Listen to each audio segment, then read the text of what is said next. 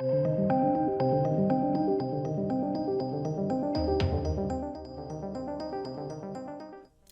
welcome back to the channel, ladies and gentlemen. Star Trek Discovery Season 3, Episode 5 was trash. It was garbage. You're nothing but garbage! That's what you are! You're garbage! You sick, old woman, muff garbage! Muff garbage! That's right, yeah, it was garbage. I know, not really a surprise. I'm so confused by it. Like, it doesn't make any sense. Well, it does make sense. Basically, this show makes the entire universe crap in this season so they can be optimistic and give it hope. It's not really the utopia that Gene, wanted, is it really? So odd. So odd. So basically, this entire episode, you would have seen like the previews and things like that. This entire episode is about them actually meeting up with Starfleet. They get there. That was the entirety of the last episode. The last episode was they needed to get to Starfleet. They need to get Senatol, the Trill symbiote, get the coordinates, and then that's it basically. So they got there, but we open with them as they make the jump. They're then discussing stuff, right? Mickey Burnham and Saru are discussing stuff, and she makes the hilarious point that she's basically the only one that has the potential for family in this timeline. I was like, that's a bit convenient, isn't it? Mickey Burnham. This entire episode is just all Mickey Burnham. Mickey B. It's the Mickey B show. You might as well just call it Star Trek Mickey B. Right? Star Trek Mickey B on the Discovery. That is what this whole show and episode is about. So basically, she makes that comment, right? And then they start going out. They see this force field of where Starfleet is. It's like this sort of optical illusion. They're like, oh, well, we've got the go-ahead, so we can just push on through. And I'm like, this is interesting. Cool.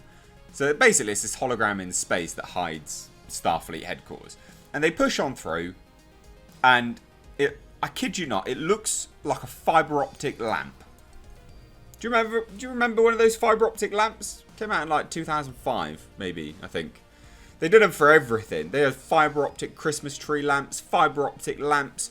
It wasn't even properly fiber optics. It was changing little lights with little strings of plastic on them. That is what Starfleet Command is now. All of the Starfleets surround this big fiber optic lamp. Who thought that was a good visual?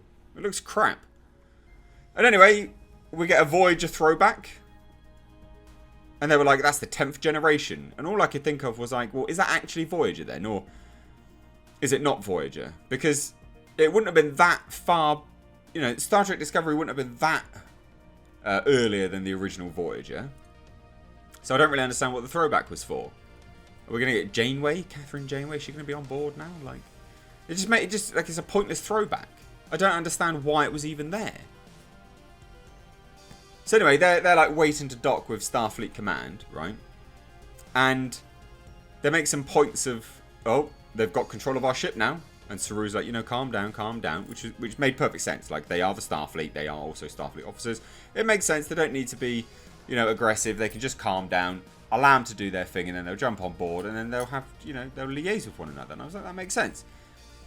And then one of them goes, oh, they're demanding that Saru, First Officer, and Senatol are going to be beamed aboard. And they're like, oh, cool, wow. Their scans are really advanced then. They've got everything. And they jump on board, they get scanned over, and then they're just incredibly aggressive and paranoid. And we're not clear to tell you about the burn, so we still don't know what the burn is. This is just going to keep going and going and going. Fuck's sake. And they're just incredibly aggressive. They're like, no, we can't trust you yet. Nah, we're not going to trust you yet, Mickey B and Saru. We learn like some new planets have joined the Federation, but then it's like bittersweet because the whole Federation's fallen apart anyway. So again, there's no utopia here. None of it at all. And then it's basically Federation versus Discovery. They're like, oh, well, we need to do this, and no, we need to do that, and blah, blah, blah, and blah, blah. I'm like, what is going on? they're talking about dismantling the crew and putting them, you know, on other ships and all this kind of stuff. And Mickey B is standing around, stomping her feet like a petulant child. But then they're also... It doesn't make sense from Starfleet's perspective either, because Starfleet are like... I don't understand why they would do that. You've got a ship in active service with a crew. Why would you change it? Why? It doesn't make sense all round. And then there's like the opportunity for them to be like, oh, well, we can save the day today. Mickey B knows how to save the day. Of course she does. So they go and find a plant vault. Yeah, that's right, a plant vault. Which is quite an interesting thing, actually. But then there's like a predator on board. It's not a predator. But they're like, you know, they're walking through this ship and they're like, oh, a life sign just blipped on and blipped off again. And then this like cloaked predator, it literally looks like a cloaked predator, follows them. Turns out it's just like a guy that was on board, that his family died and he got caught being phased in and out. So he was just phasing. Alright. No worries then, mate. And the members of this family, the race, is also one of the women that goes on the away mission. And the doctor, I kid you not, the doctor goes, no, you need to speak to him, Michael Burnham. And she's like, why? And I'm like, why? And he goes, because she's too close to it. You'll know what to say. It'll be real. And I'm like, what? So Mickey B just saves the day again. Even though there's a member of his own species there trying to console him. No, it's Mickey B. She's the only one that can do it.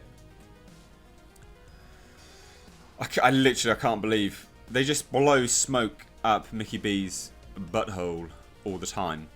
And then there's some very, very funny dialogue about apparently them all just being incredibly unprofessional, which is things which I've pointed out in previous reviews. And then we close with a big speech which strokes Mickey's ego once more.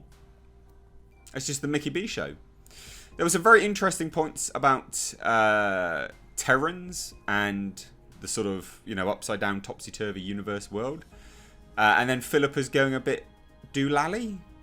She's like catatonic at the end. So I don't really understand why. Like, why? Why are you catatonic at the end? Philippa, what's going on? So there you go. Like, it is straight hot garbage. You're nothing but garbage!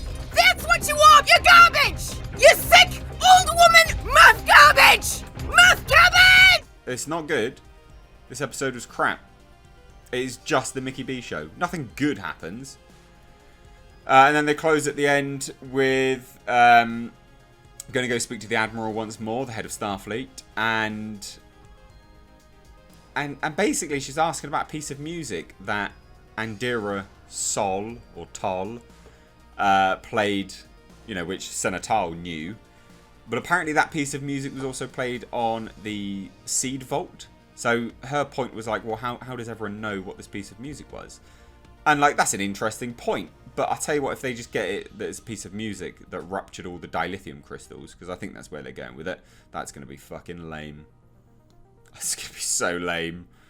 Oh, don't play that whole song. I bet you that'll be it. So super lame. Anyway, let me know your thoughts. Or maybe it's going to be like some alien race that needs to save them, so they sent out like a distress signal in the form of a lullaby.